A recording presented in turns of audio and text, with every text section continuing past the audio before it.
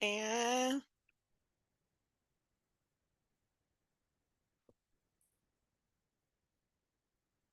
cool. Okay, it's streaming.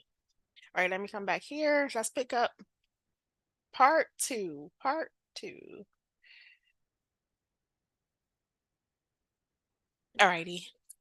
So moving on, where we left off. Let me share my screen again.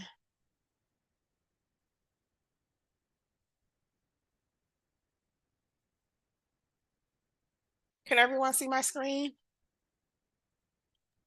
Yes. Okay. Yeah, I can see it. Okay. All right. Moving forward. So, part two, setting yourself up for success.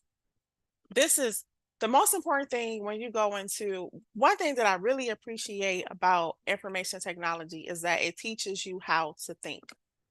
I am a strong believer that the way we are taught to think is to not think, right? So, information technology definitely uproots the way we've been traditionally taught to learn things in school, and it shows you how to really be a what's the word I'm looking for? Like it really exercises the muscle of deductive reasoning, problem solving, um, you know what I mean, opposed to just because memorization is not really thinking.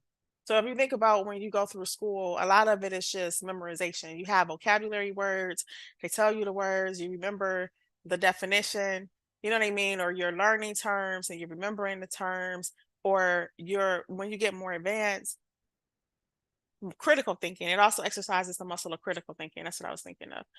But if you think about traditional, at least in the States, right? At least in the States, a lot of times it's like you're learning a process. You do this first, second, third, fourth, fifth. But that's not really learning, right? That's memorization. And you cannot enter into the information technology space with that style of learning. So the first thing that I like to do on the first day is to disrupt the way you learn, because if I disrupt and if I kind of dig up that foundation and we plant a new foundation, it sets you up for success, whether it's information technology, anything in life. By the time you finish this course, you're going to look at everything different. The way you approach everything is going to be different. So, learn how to learn, rethinking the way you learn and understanding the big picture. So, these are secrets that you apply to not just this, but anything you want to learn in life. So, remember these rules. The secrets to learning and adapting fast in the tech space. Always remember, I talked about this on day one when we did orientation, but always remember that the digital world is nothing more than a model of the world you live in. Always ask yourself, what is this app or action within this app mimicking or modeling? So anytime you approach something from a even and especially from a UX design, you want to ask yourself like, what real world task is this application replicating? Because you wanted to feel the same as much as possible. Who would normally handle this? That should say in the real world, but who would normally handle this in the real world? What would their toolkit comprise of? Listen for keywords, the most important words that define the task at hand, and pay attention to how they transfer over. Learning is about understanding, not memorization. Seek to understand, not to commit to memory. That, listen, if you get that, learning is about understanding, not about memorization. Seek to understand, not to commit to memory. Most of the time in my class, I really don't even let you take notes, because if you're learning the way you're supposed to learn, you don't need to take notes. And if you adopt the way I'm teaching you to learn, you won't need to take notes.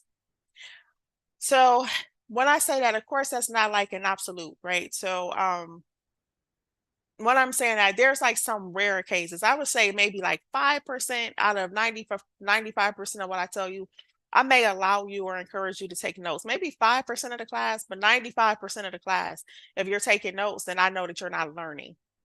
Another thing about note taking is that just the way your brain processes, When you're writing down, you're missing what I'm saying. So like when I'm talking to you and you're trying to write down what I just said, you're missing about 80% of what I'm saying while you're writing. So it's more important for you to learn how to listen and to learn how to pick up the cues and to retain, because you'll learn more. What I'm about to teach you in this segment is a life lesson. So I don't care, like if you're going to um I don't know, if you're learning what else, whatever your other interest may be. If you apply this, it'll take you far. So let's get into what the secret is. We're gonna see the secret. I'm gonna give you a secret superpower. And this secret superpower is going to empower you to advance in leaps and bounds above the rest of the world we live in. So this is going to be your competitive advantage. This when I got this is how I've been able to. Another reason why this is important that you get this is because technology is always moving. Like when we were going through these slides, I just taught this class um was it last year? Time ago, I think it was last year. Yeah. I just taught this class, right? Went through all of these slides. And if you notice, when we got to the slides about the technology, I was telling you guys, I said, this is outdated. This doesn't apply anymore. These aren't the tools anymore. That's IT. Like what I'm teaching you today, 12 months later, the foundation and the principles will be there, which is why it's important that you learn the foundation and the principles, going back to the don't be an assembly line worker. The foundations and the principles don't change, but the tools and the languages change a lot, and they change really fast. So if you go into this with a memorization style of learning, you're going to get left in the dust. You're going to get left behind. You're going to get left behind quick, and you're not going to be able to keep up. And a lot of times, like when we talk about the digital divide and we talk about the underrepresentation of certain groups within information technology, a lot of it comes down to how you are taught to learn, because that's another thing that's a big divide. The way you're taught to learn kind of gives you a disadvantage where you can't keep up with the rest. So if you haven't been taught to learn the proper way, have no fear. I am here. No, no. But honestly, if you haven't been taught to learn properly, have no fear. SCI Creative is here. Yeah, let's get into it. So this is what I want you to do. You know how they say I can show you better than I can tell you? So I'm going to show you better than I can tell you. I am going to give you a task, and I'm not going to teach you how to learn first, right? So in this segment, we're going to see the way you learn at work. And I'm going to give you a task, and you're going to complete the task, right? Because the only thing you have right now is your thought process, because I haven't taught you the secret yet, right? So I'm going to give you a task, you're going to complete the task. After you complete the task, I'm going to reveal the secret. I'm going to reveal the secret to the superpower. And then you're going to complete the task again, and you're going to be amazed by your results the second time versus your results the first time around, right? So I can show you better than I can tell you. So having said that, let's get right into it. This is your task. Here are some definitions, some tech definitions, and I need you to write the definition of all of these words. So here are some tech terms. I'm sorry.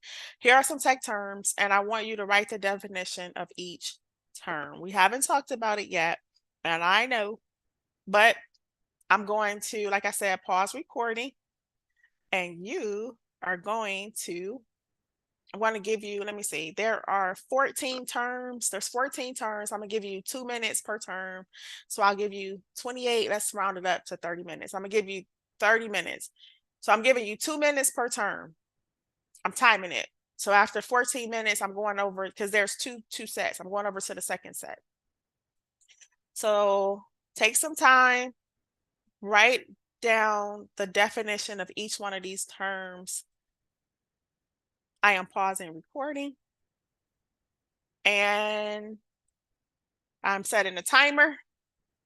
Setting a timer, you guys. And I'm giving you some time because you're already looking at the terms. I should have not let you see. Let me go back. I let you cheat.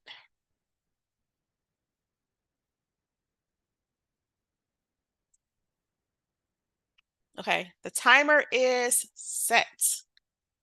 On your mark, get set, go.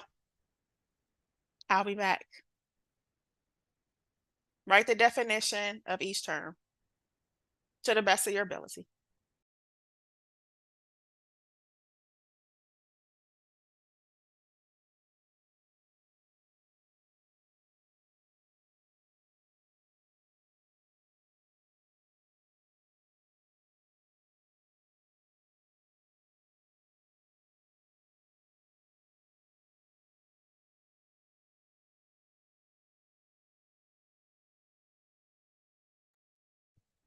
Oh, and here, I'm sorry. Don't write it in the chat. Write it on the paper or something because you know we're going to talk about it. So get notebook paper or either, if you have a Word document open on your computer, do it that way.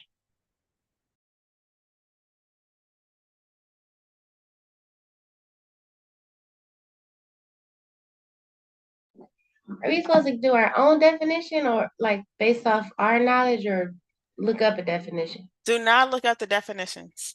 Oh, so just ourselves. Okay. Just only yourself. Do not look up these definitions. I just want it to be what you think it is. Do not look up the definitions.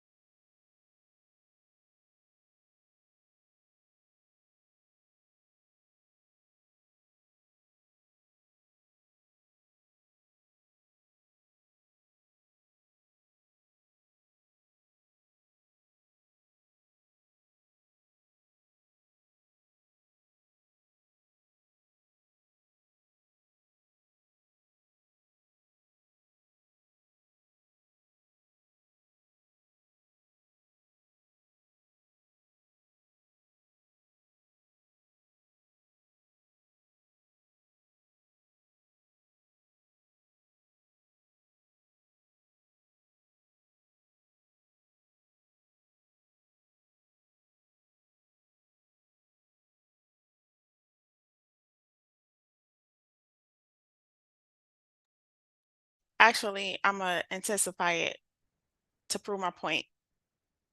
All right, everybody turn your cameras on.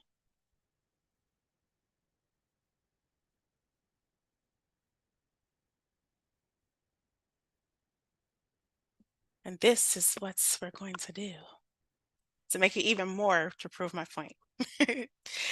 All right, I'm gonna make it more interactive. I'm gonna put some fire under your butt because I think it'll be more interesting if I put fire under your butt. Okay, I'm gonna set the timer for 1 minute. That's what I'm gonna do. And what I'm gonna do is I'm gonna stop this. And I'm gonna call it out. I'm gonna give you 1 minute for each term to really prove my point. Define navigation bar. The timer is on. Go ahead. Navigation bar. Define it. Write it down.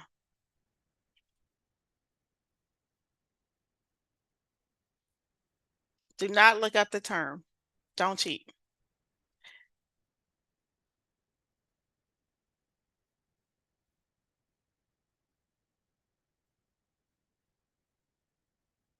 "30 seconds." I think you guys are already there though, because I stopped it in the middle, but it's okay.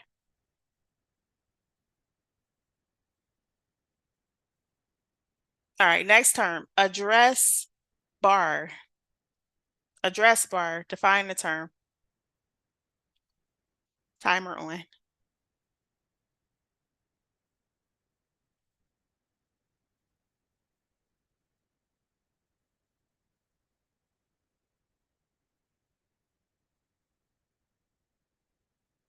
Oh shoot, my camera isn't on. I'm sorry. I thought it was on all this time.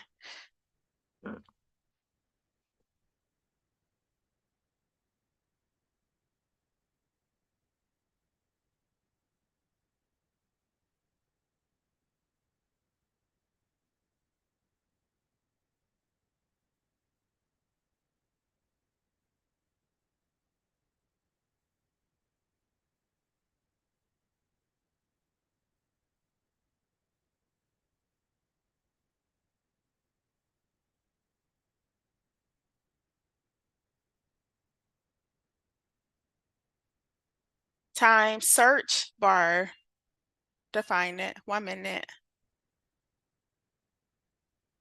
Search bar.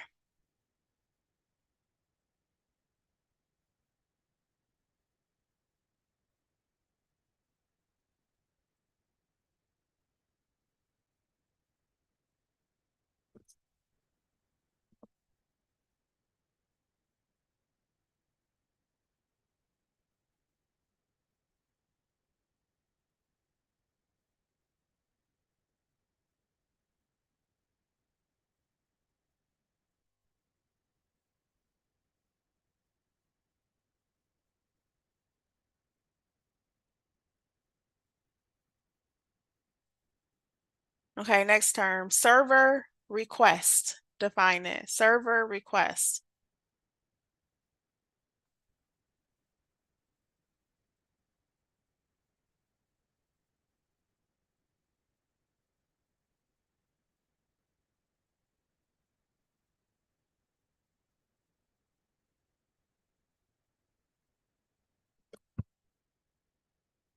Even if you don't know, write something. Give it your best guess.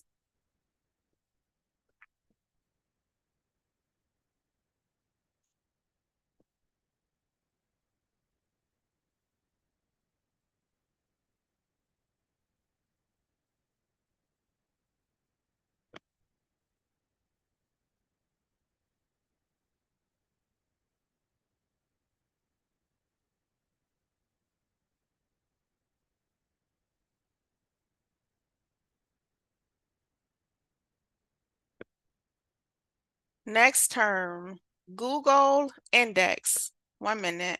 Google index. Best shot.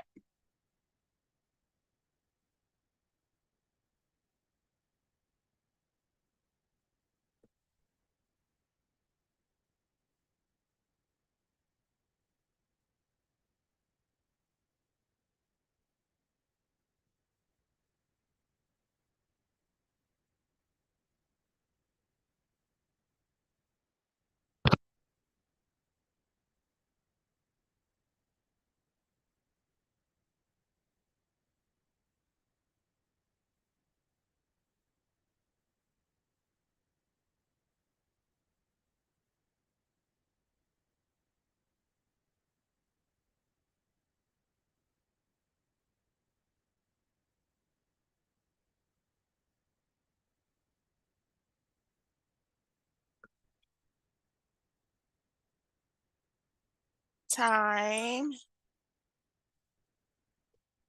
Next term, search index. Search index. 1 minute.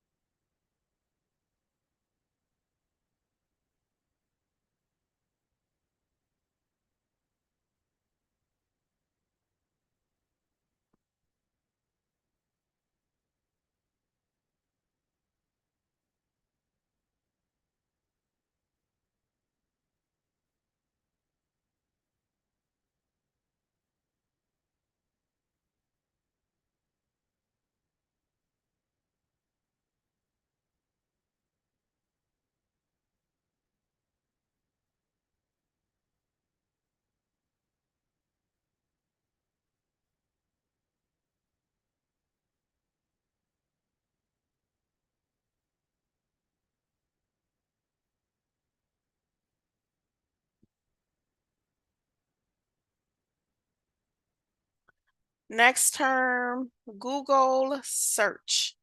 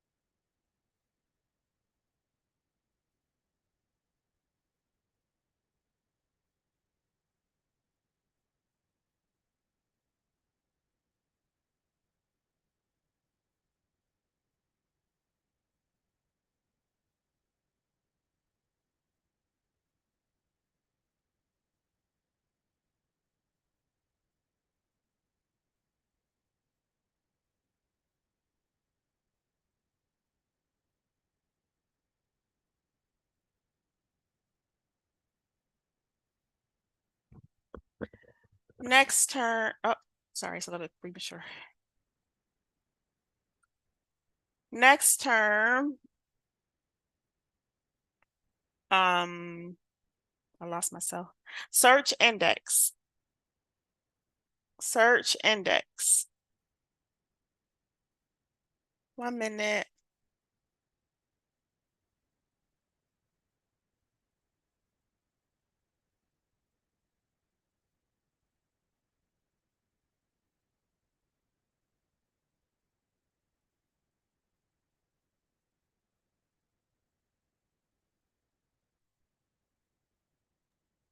You repeating it? No, you guys didn't do that, did you? Did I say that already? Yeah, you did. Google index and then search index. So I already said search index. Yeah. Okay, Google search then. The term should be Google search.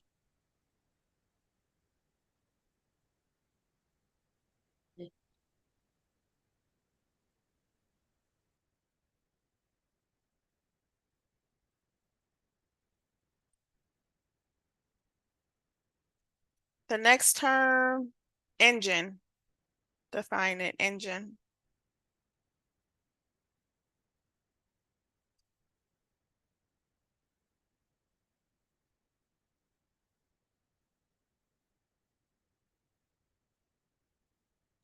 It's just engine by itself.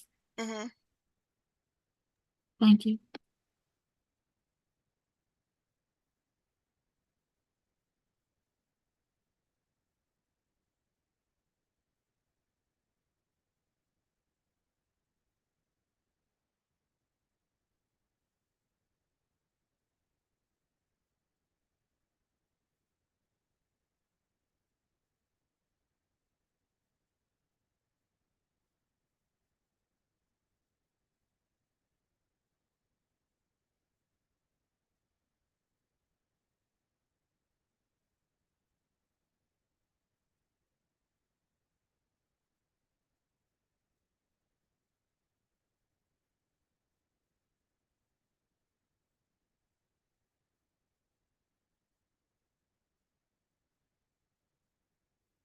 All right. Next term,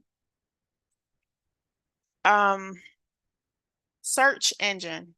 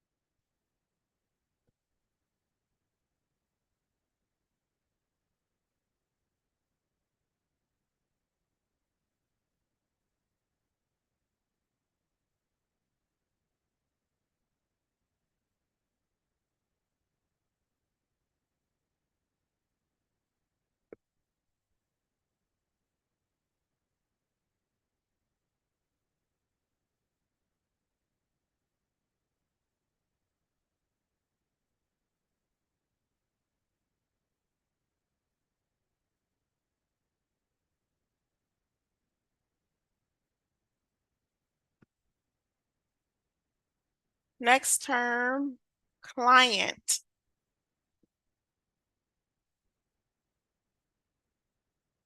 Client. Represent Janella.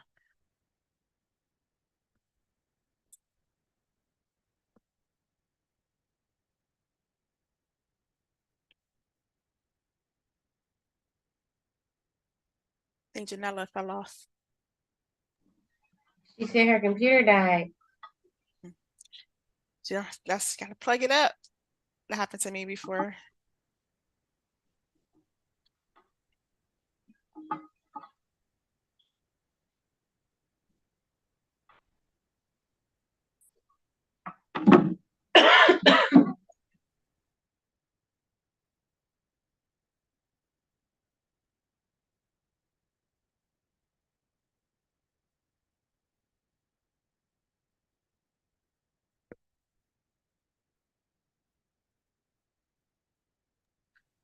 What's the last two?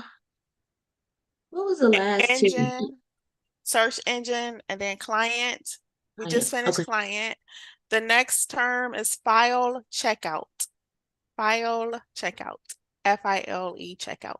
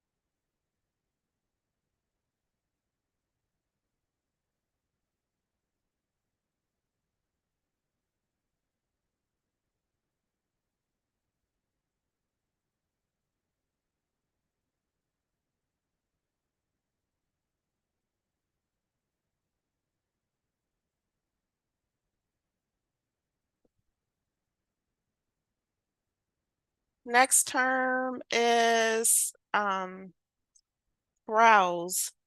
Browse.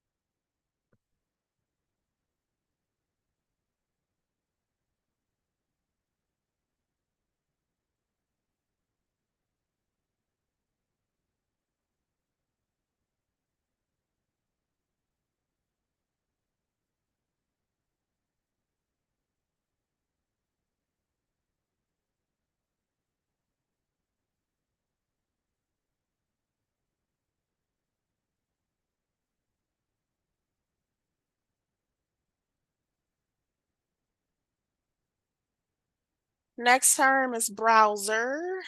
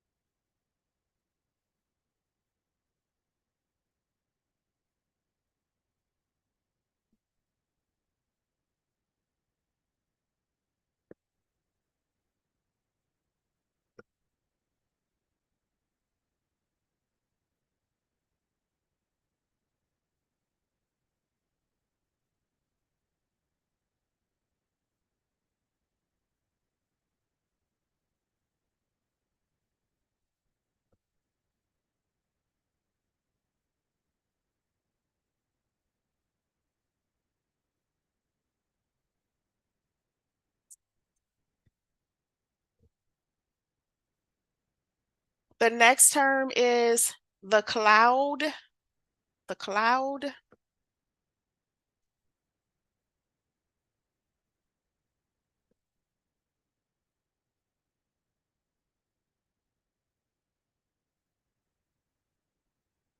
The cloud.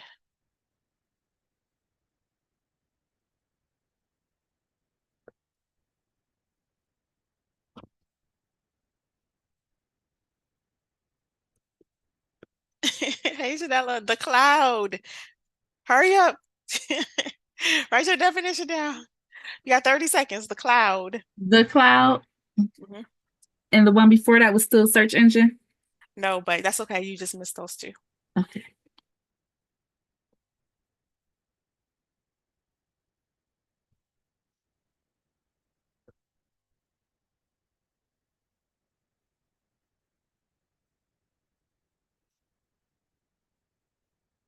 Next term, intelligent edge. Intelligent edge.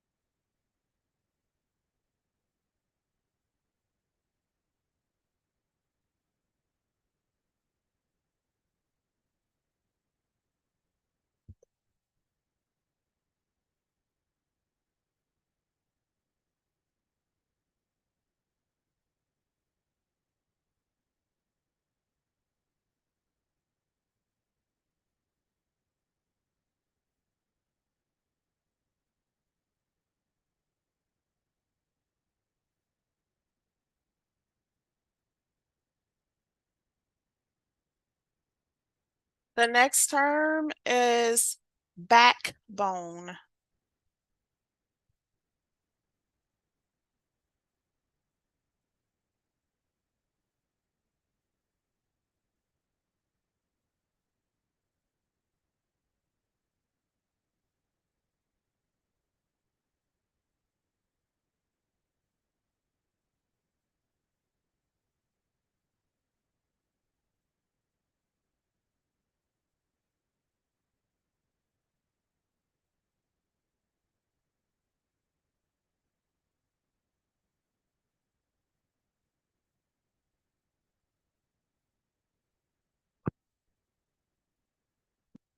We got one final term.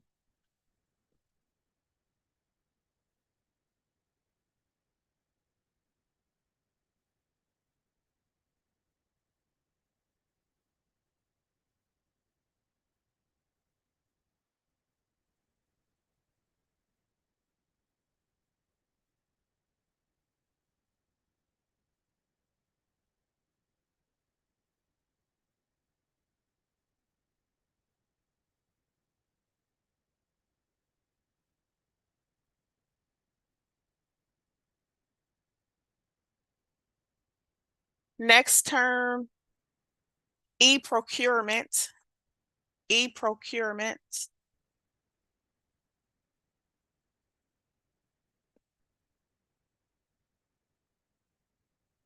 E-procurement.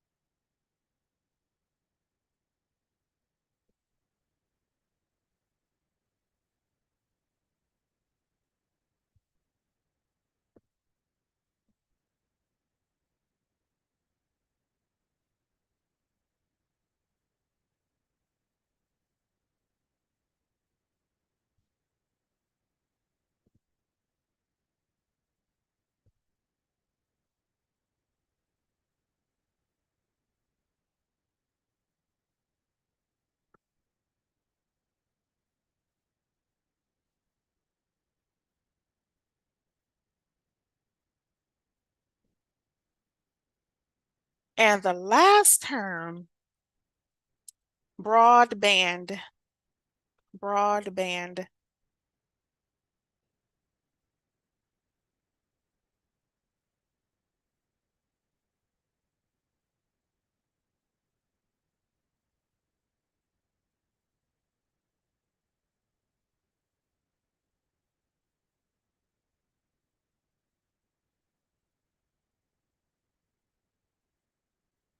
How would you define it?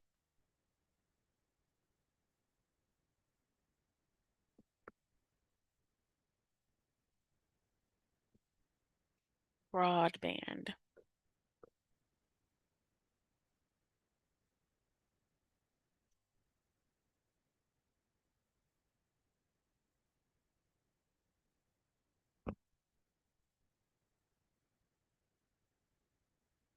Five, four, three, two, one. Okay. Rapid fire from the top. Tori. Okay, hold on. Okay, I'm ready. Navigation bar. What you got? I just put the tool that helps. So generic. The tool that helps users navigate the site. Okay. Number 2. Janelle, what you got? Address bar.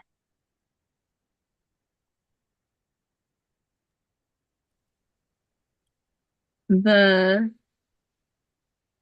link that, oh, excuse me, the link to the site you're on and takes you to different sites. Angela, search bar. Put down what you use to search for something on a web page, website, or application. Tori, server request. Mm. I put where you, oh my God, I think this is so wrong. Is it where you like report, like issue? Janella, server request. I have when the site leaves one area or page to go into another. Angela, server request. I put down a list. Wait. Oh, a request of a server. Okay. Tori, Google index. Put it helps populate the correct info for your search. That makes sense. Janella, Google index. I have Google saving the information that you're typing in. Is it okay? Angela, Google index. A list of things on Google.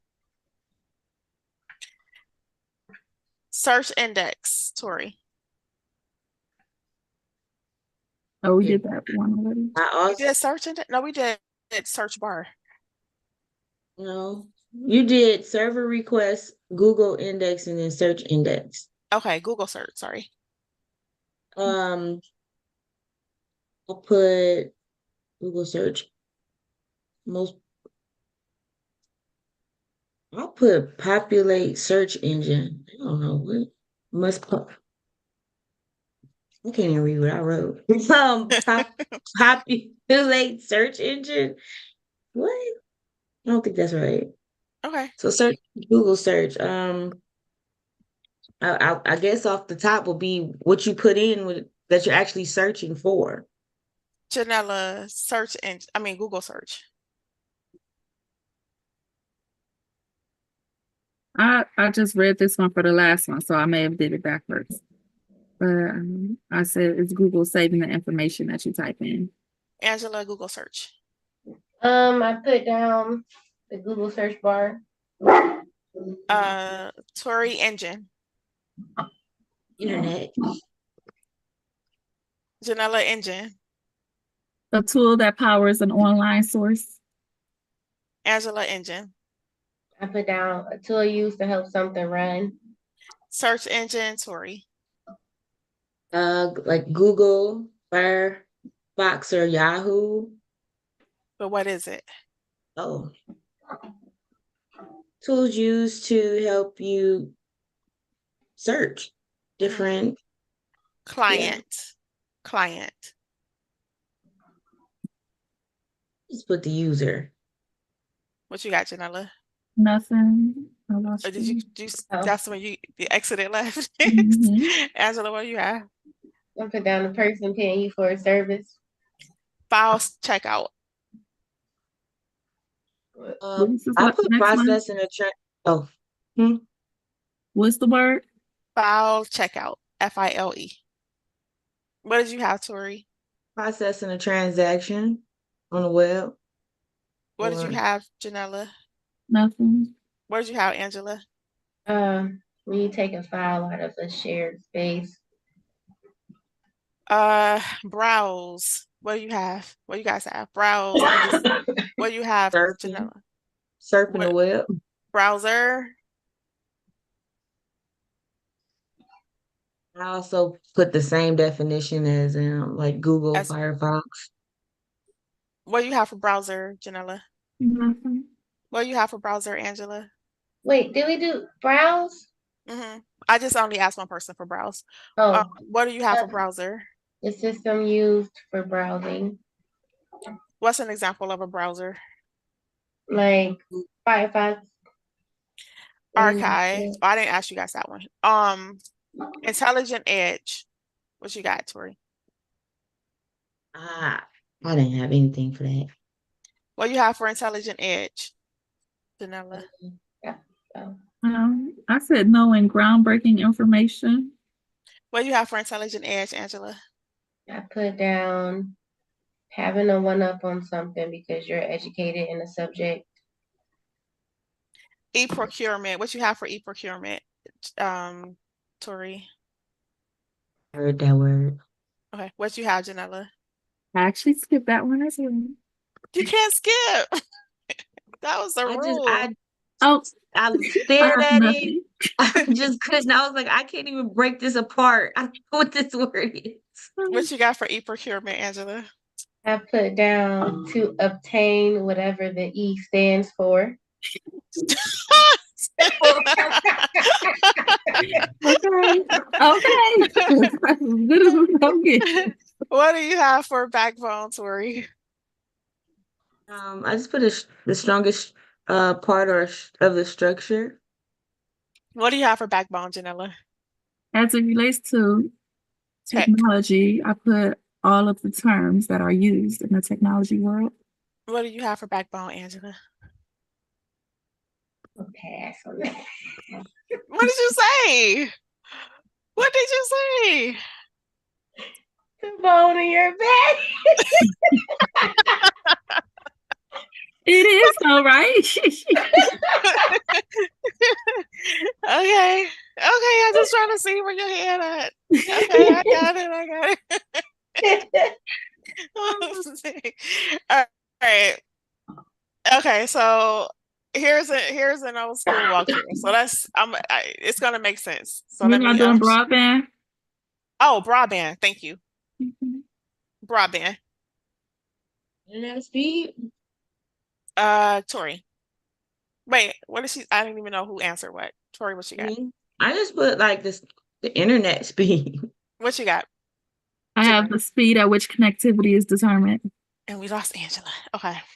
So let's go back through this. Oh, there she go. I'm gonna share my hold on to your thoughts. It's gonna make sense. All right, so let me share my screen again. I'm gonna share.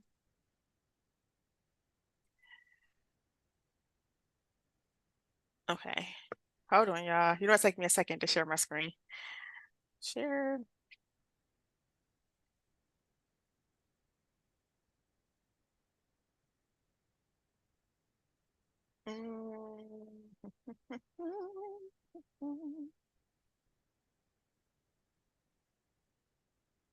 Okay, it's gonna take a minute, but it's coming. Okay, you can see my screen, right? No. You guys can see like my desktop. No. Oh.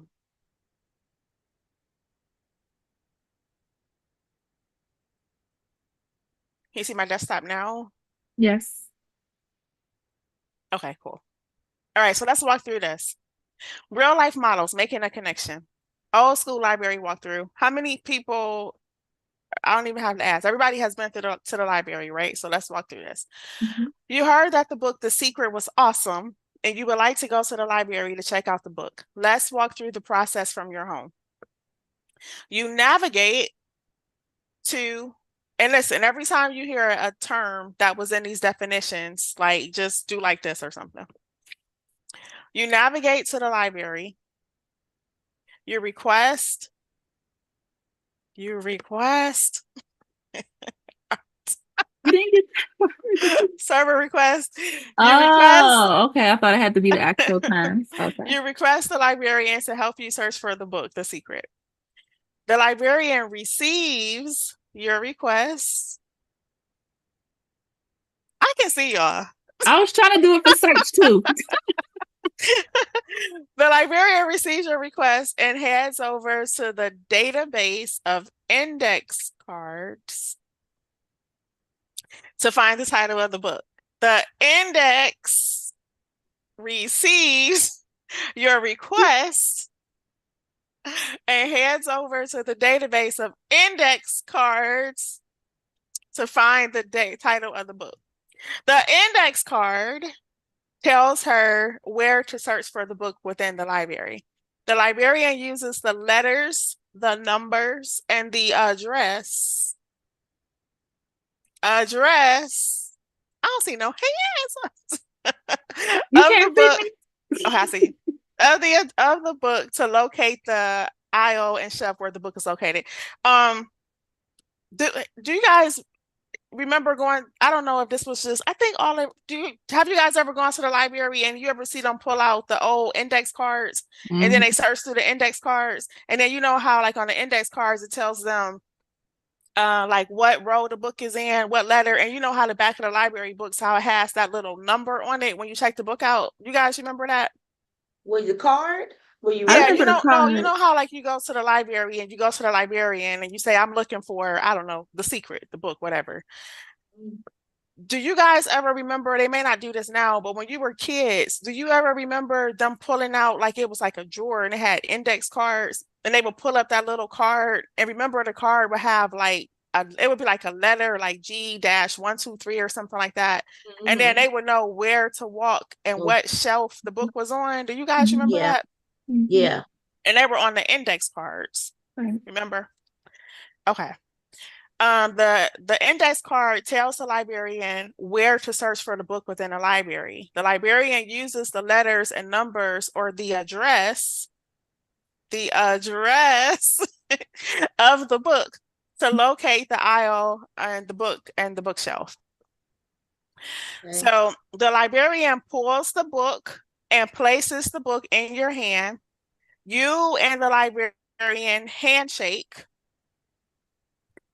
So you and the librarian handshake as a way of saying thank you for handing me the book. You are the client. You check out. You check out. You check out the book and you take it home to browse through the book. Once you finish reading the book, you close the book and you return it to the library. The librarian returns the book to the shelf it belongs to, and now it is available to be checked out by someone else. Okay. So when we go back here, what was the first thing? What have I been saying since like day one, guys? Like a broken record. I keep saying that our world is a blank, blank, blank of the digital world is a blank, blank, blank of the real world. Real world. It's a what? The digital world is a blank of the real world. It's a what? The digital world is a blank. It's a mirror. replica. It's a mirror. It's a duplicate. It's a mimic. It's a clone. That whole process. So look, when we go back here, the librarian navigated, right? She navigated. Where did she look to navigate? She looked at the file. She looked at the index cards. So when you see the word Google is the library. Google is nothing more than a digital replica of a library. Google is a huge library. It works exactly like the library downtown when you go. It's the same setup. Like the step-by-step process is the same. When you walk, so Google is a library. And that's why it has all the same terms. Google is your librarian. When you go to Google, that's the equivalent of you going to the front desk of the library. And you tell Google, you say, I want to check out, I want to file check out, but you don't say file, but that's what you're saying. I want to check out the book, The Secret. The navigation bar is where you place your request. Once you place that request in the navigation bar, Google takes it back to, you know how the librarian walks over to the index cards? Google walks over to its index.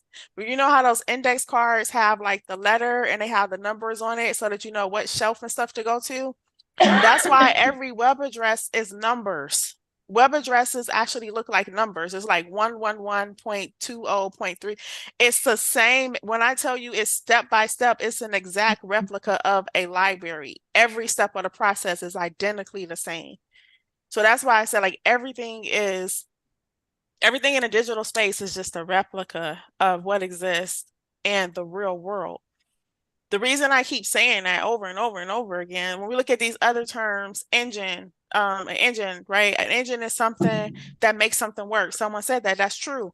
The search engine is the mechanics that is running the search.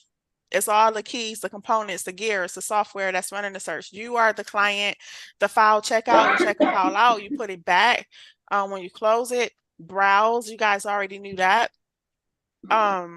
Browser is like you said, it's like Google Chrome, Internet Explorer, Edge, whatever you're using. Archive is really what it is. The reason I'm saying that is because, let's go back here. You navigate to the library address. You request the librarian to help you search for the book. The librarian receives your request, that server request. How can I serve you today? And it heads over to the database of index cards. The index cards is where you search for the book or the file. The librarian pulls, that's a technical term.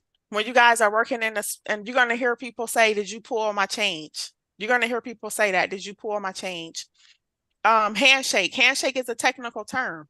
So when your computer at home communicates with the server and the handoff happens, they call that a handshake. So when you make that Google request and that Google request is handed off, that's what they call the two computers shaking each other's hands. You are the client, you check it out and you return it. And this is what it looks like. Can you see my image? Yes. Okay. So here where you have the client, your laptop, your phone, your computer is the client. The request is made to the server. This server typically lives somewhere else outside of your home, but it is a physical computer. Like Google is not just some ether in the sky. It's not just some magical cloud. Like Google is a bunch of thousands of computers sitting somewhere on a server farm. So there's like land where nothing, you know how you have houses on land? There are some places where the only thing on the land is the servers. It's just servers and servers and servers. That's what Google is. And that request going back and forth. That's happening between you and Google. So, and Google is a search engine, but a server, every website does not live on Google, but Google knows where every website lives. Does that make sense? So it's like I can have a server in my computer. I mean, I can have a server in my home and I can host my own website in my home. I just have to register it with I have to register my DNS with Whois, which is like a big phone book for the internet. And then when I register my website and I say, this is the address of my server, this is where my website lives, when you make a request, whether it's in, when you go to the address bar and you enter in my address, then the request is going to be sent to my server because that's the address, and it's going to come back and you're going to be able to see my website or my web app or whatever it is. So that's why the terms were, more than you think. When we talked about the digital I'm sorry, the intelligent edge, the whole point I'm driving home is that these words mean exactly what they mean in real life. They don't mean anything different. Like whatever the word would mean outside of the technical space is exactly what the word means in the technical space. So having said that, if we revisit e-procurement, what do you think e-procurement means? Every word in the digital space means exactly what it means outside of the digital space. So procurement, what does it mean to procure something? To procure something, Paying something, right? I'm sorry, I can't To hear get you. it. Oh, to go get something to obtain it. Yeah, to obtain. And usually when we see the word e, we automatically associate e with the internet. So an e-procurement, all it means is it's something that you are requesting and procuring over the internet. No. If I asked you backbone, what is backbone? Like when people say, oh, my grandma is the backbone of the family, or oh, my dad is the backbone of the family. So the words mean the same thing. So if we're talking about something in the technical space and you hear the word backbone, now how would you define backbone?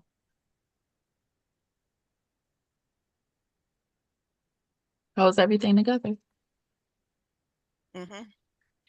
So within that text space, the backbone is, let me read you the definition. I think it's the same that I already had. Yeah, that's why I was kind of like Oh, laughing at you because I'm like, yeah, you're thinking that's the way you should think about it. Like whatever it means in your day to day is what it means. And when you understand that you already know a lot. A lot of times people come into let me see if I can find that technical definition. Give me 1 second. I want to read it to you. That library analogy really helped. Yeah, because that's the secret, honestly. Because if as long as you think like that about everything we learn, that's why I said it doesn't. So let me prove my point. Let me ask you guys some definitions again. What is the definition of agile? Think about agility, think about sports. What is agile software development? So give me in real life, if you're agile, if somebody says, oh, she's agile, what are they saying about you? I would say flexible, like Hmm. able to endure, withstand. Maybe able to adapt. yeah. Listen, agile software development. This is the definition. Agile teams approach projects in an adaptive, efficient, iterative way that's flexible. You already know what is the definition of, you're going to see a term, it's called XaaS, and that stands for anything as a service. What's the definition of anything as a service?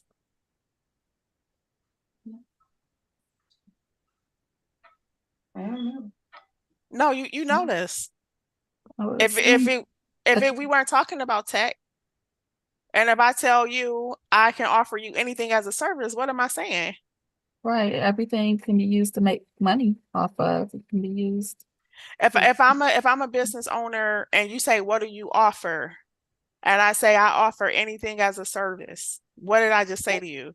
One-stop shop. Everything. That's Yes, what it made me feel like, a one-stop that's what shop. it is.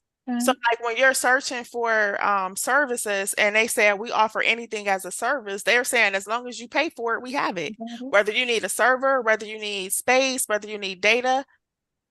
What is the definition of artificial intelligence?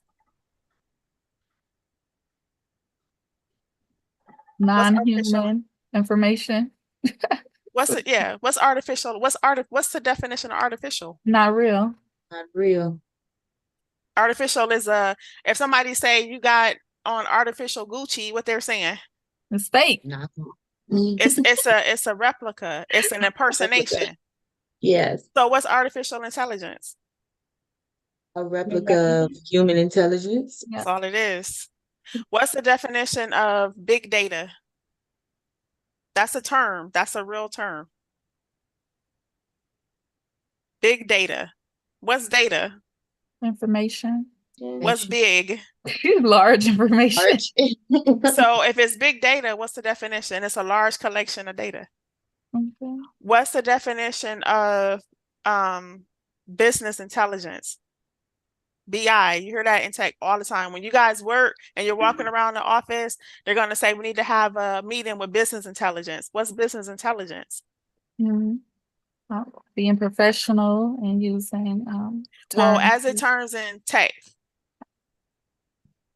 So would it be the information like intelligence?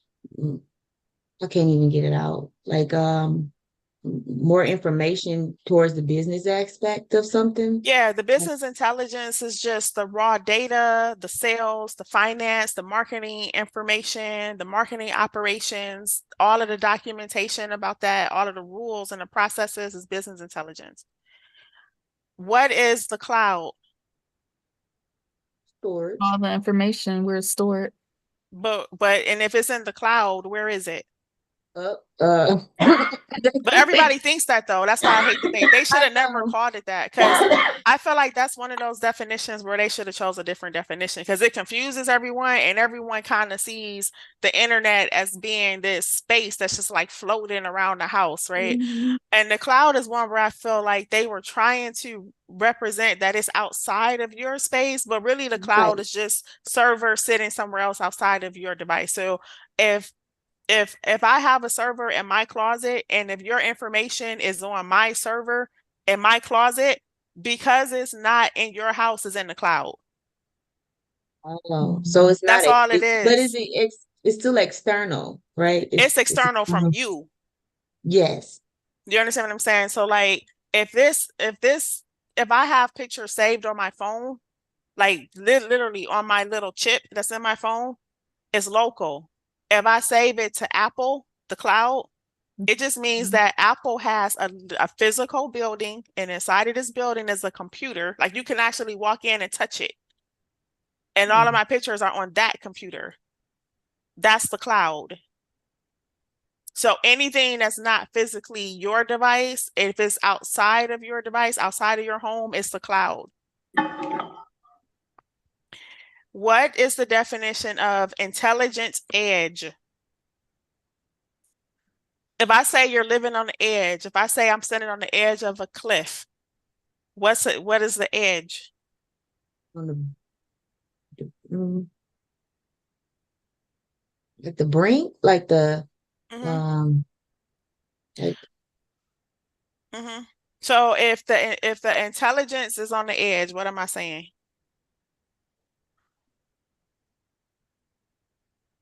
is it like moving towards I don't know. It's like No, you do. You know, say it. I can't word it. It's like I No, feel like you I can see say it, it. but I We gonna cannot stay here. word You can it. say it. Don't say you So can't say like on the edge, you're on the brink, you're on your way to a higher mm-hmm. oh You're like you're about to so like if this is my phone, this is the middle of it, this is the edge, right? So if this crossover, maybe. yeah, it's close to the point where you cross over. So, like, if this is an external drive and this is my phone, and if the information is like just for physical representation, if the information is right here where my finger is, how close is it to here? Opposed to if the information is right here, which one is closer? The edge. The edge. The brink. So, what's the intelligent edge? It's Close to exactly finding information. Okay. the intelligent edge is an on-premise Internet of Things, a system that collects, processes, and acts upon data close to the source where the data was collected. So we're going to watch a video after break, but one thing about the internet is when I remember I was telling you that when you make a request, the request is like leaving your physical laptop and it's traveling. That request, you know, the servers may be in California, right? Literally. It may be the computers may be sitting in a building somewhere in California. So that request is being transferred all the way from your house all the way to California, right? That's not really on the edge. But if I move a server that's a little bit closer to you, if I move a server that's like literally next to your desk, that's kind of like an intelligent edge because it doesn't have to, the request doesn't have to physically travel as far because literally the devices are so much closer to each other and how they're positioned, either on your computer or physically, that they call it intelligent edge. So if somebody asks you, what's your intelligent edge? All they're asking you is, how far away does the information physically live from the request that's being made for the information? And if they say they want to put it more on the edge, all they're saying is they want to either put the devices internally, like if you got two memory chips, they want to put them closer together or put the servers closer together. So we go back to hybrid. Hybrid workforce. What's a hybrid workforce? What's a hybrid? A new model. Where's Angela? Over here coughing up a lung. Sorry. Cough. Okay. What's a hybrid? Something together when two things come together as one. What's a hybrid like in sci-fi world? An alien. But what is it? Why is it a hybrid? Because they put two things together, like the genes. Because it's part human and it's part alien, or it's part horse and it's part unicorn or whatever. So what's a hybrid workforce in terms of remote and on-site? What's hybrid? Oh, yeah, that's what I was thinking. And at home. Yeah, it's just a hybrid workforce. What is a systems integrator?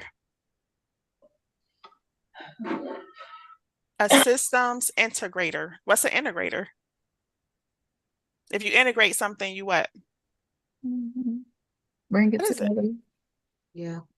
So what's a systems integrator? Mix it in. One that brings the systems together? Yeah, a systems integrator simplifies IT environments by building comprehensive solutions from disparate hardware and software. Organizations work closely with the systems integrators to outline future goals. These definitions, this is when you're in the space, the reason I'm zeroing in on this is because most new people who start in IT have panic attacks because they have imposter syndrome. Because what ends up happening is like you get hired and you're sitting in a meeting and they're telling you and they're saying stuff like, okay, so for this new application, we're bringing in the UX design team because what we really want to do is we want to integrate our systems, and we really want to integrate our systems in a way that leverages AI so that once we implement our intelligent edge, and it's going to create a faster response time. We want the UX to be able to keep up with our faster response time as we move into this Internet of Things and we move things towards our intelligent edge utilizing AI. That's what you walk into, right? And you're sitting there like, oh my God, your brain freezes up because you feel like they're talking a different language. They're not. If you understand that everything every word you hear, don't freak out and be like, oh my God, I'm in this space and they're paying me $90,000 a year and they're using all these big words and I don't really have the skills and they're going to find me out and I'm going to get fired, because that's what happens. But when you when you go into it and you're like, okay, these words are no different than the words I grew up hearing my whole life. It takes away all the anxiety and you can fit into your new job easier because no one's going to baby you once you get there. No one's going to like take the time and be like, okay, Janella, this is what they meant. No. Right. So that's why I'm zeroing in on it, because I understand like what type of work environment you're walking into. But as long as you don't freak out and as long as you have a habit of when you hear something, making a correlation, what does this mean outside of tech? If your brain is always doing that, you're good. If your brain flips into like, oh my God, this is like super intelligent stuff. And I'm working in this space with the nerd and the kid who got the pocket protector. And when you have that mentality, you freak yourself out and you X yourself out. I know it's like, why she keep, that's fine. I'm just trying to protect you. Most of tech is not, I can, like us going through the skills and how to use Figma, how to use, how to create your wireframes. That's the easy part. That's not what sets you apart. That's not what sets you up for success. It's the mindset and it's knowing how to think and it's knowing how to move that determines whether or not you get the job and whether or not they fire you after the first 2 weeks. That's what really matters. So that's why I'm honing in on this. We got 5 minutes and then we're going on break. Okay. So Are we still supposed to be looking at your desktop or I was just talking to you guys. Oh, okay. I didn't know if I So was... yeah, so going over this real fast, rapid fire, 5 minutes, and then we're going on break. And this break is 20 minutes. Oh, actually, it's almost lunchtime. Backbone. What is backbone? Just tell me. Backbone is. I thought we did this. I know we did, but I'm just going over it because you guys what stumbled keeps? over it. Oh, What's I'm backbone? sorry. What keeps? What keeps everything together? Mhm. The So strongest. Mhm. a term that is often used to describe the main network connections that comprise the internet or other major networks. So the backbone is the main network of connections. It's the main thing that everything else is built on. Bandwidth. What's bandwidth? Bandwidth is a measurement of the amount of data that can be transmitted over a network. When they talk about the bandwidth, it's literally, you see this cord?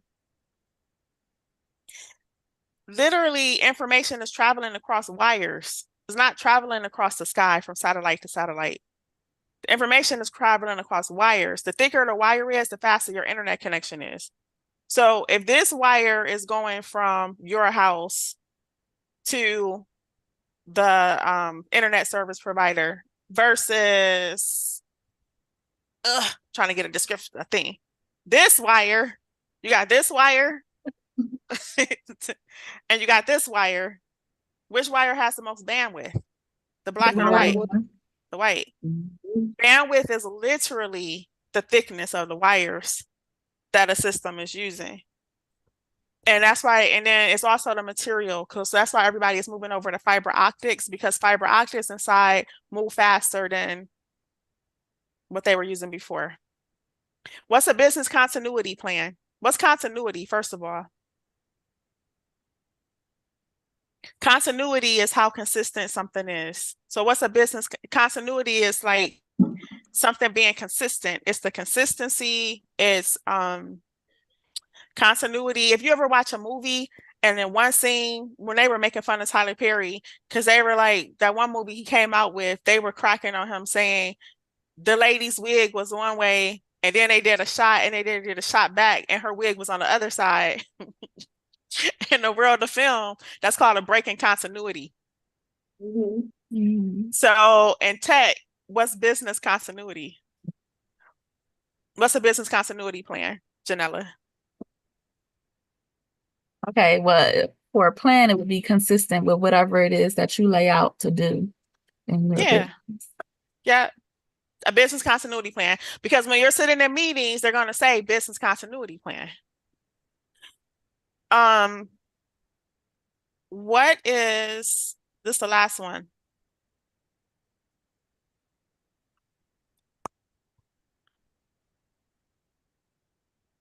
Let me get a good one that's gonna make y'all think before we take a break. I feel like y'all will pretty much get all of these. Let me see if I can find one. Oh, okay. In terms of tech, if we're talking about a system, we're talking about a network, and you're in a meeting, a tech meeting, and someone says the system is suffering because it can't handle the workload. What are they saying? Angela. Um,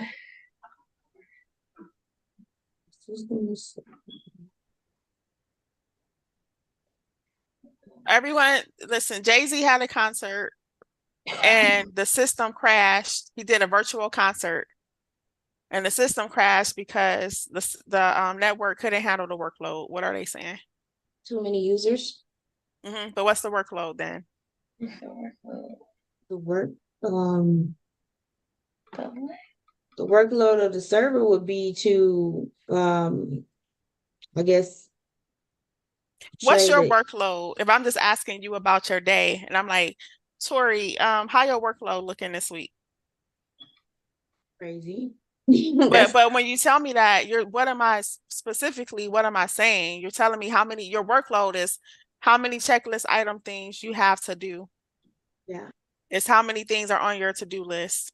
It's what Yes. time you got to get up, what time you're going to finish. So if I ask you what's your workload capacity, your workload capacity is, what's your workload capacity based on what you got going on? I want you to do something for me. What's your workload capacity based on what you got going on? Yeah, like saying if I even have room to. Yeah. Are you saying, yeah. But literally, what's your workload capacity? What would be your answer? I don't really understand. Like, what do you mean? What all Janella, do what's I your do? workload capacity? I can't take anything else on. Right, because I'm to the maximum capacity. okay. Thank you. Oh, What's your okay, yeah. capacity? What is your capacity? How much I can handle.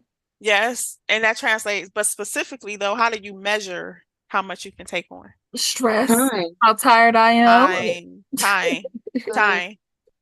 What's measurable? I don't even. Okay, yeah. Time. So what's your capacity? If the measurement is time, what's your capacity? If I can, the capacity be if I can get this done in this timely manner, So I right? think I'm specifically so let's have a pretend scenario. Like you guys are giving me the right answer, but you're giving me a general answer. I want specifics. So let's create let's just say you have Monday off, right? You have Monday off. And if you have Monday off, there's 24. First of all, the overall capacity is 24 hours. But 24 hours is not your capacity that's available. No. You understand what I'm saying? So absolutely of the 24 hours, what is your workload capacity? 8 hours. 8 hours. 8 hours is your workload capacity. So if I demand something that takes 10 hours, do you have the workload capacity to do that? Okay. You see what I'm saying? So when it translates over to tech, everything in tech is data storage, data transfer. So when they're talking about the workload of a network, when we talk about when we talk about our workload, we're talking about time. My workload capacity is I got 10 minutes for you at best. Based on everything I have going on, my remaining capacity may be about 10 minutes. That's all I can do for you. Right? So in workload capacity, what's your phone's workload capacity? If you go to your settings, how much storage do you have? Look at your phone right now and tell me your phone's capacity. Look at your phone, go to the settings. Okay. Brand new, what's your workload capacity? It's how fast your phone is. Because they're going to say something like your phone is, let me see.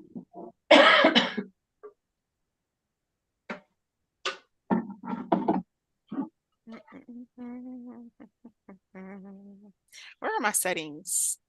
I'm trying to go to my general. I never really look at it.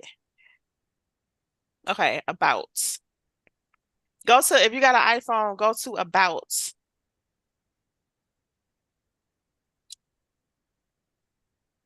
And so go to your settings, go to general, and go to about. Are you guys there? Mm-hmm. All right, so here's the thing. What is it literally says capacity. What's your capacity? 128 gigabytes.